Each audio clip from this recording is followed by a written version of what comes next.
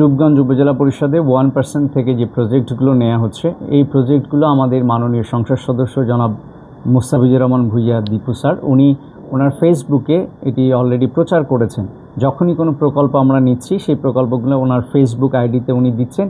একই সাথে আমাদের উপজেলা প্রশাসনের যে ফেসবুক আইডি রয়েছে, পেজ রয়েছে, সেগুলোতেও আমরা এটি ওপেন রেখেছি যাতে জনসাধারণ জানতে পারে কোথায় প্রকল্প নেওয়া হচ্ছে এবং প্রকল্পগুলোর আদৌ কোনো কাজ হচ্ছে কিনা।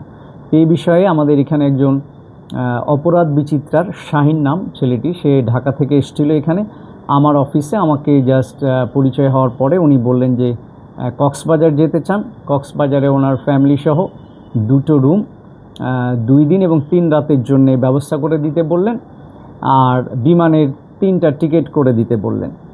তো আমরা যখন অপারগতা জানাই তখন উনি বললেন ঠিক আছে, এগুলো অ্যারেঞ্জ করা লাগবে না, আমাদেরকে 50,000 টাকা দেন যাতে আমরা নিজেরা যেতে পারি। তো আমরা সেগুলোতে অপারগতা প্রকাশ করেছি। তারপর উনি আমাদের ফোনে হুমকি দিয়েছেন। ফোনে আমাদের যে হুমকিটি দিয়েছেন এখানে দেখেন লেখা আছে যে আপনি কোথাকার কোন তালেবার, আপনাকে আমরা দেখে নিব এবং 1 সপ্তাহের মধ্যে আপনি বুঝতে পারবেন আমাদের সাথে আমাদের কথা না শোনার ফলাফল কী।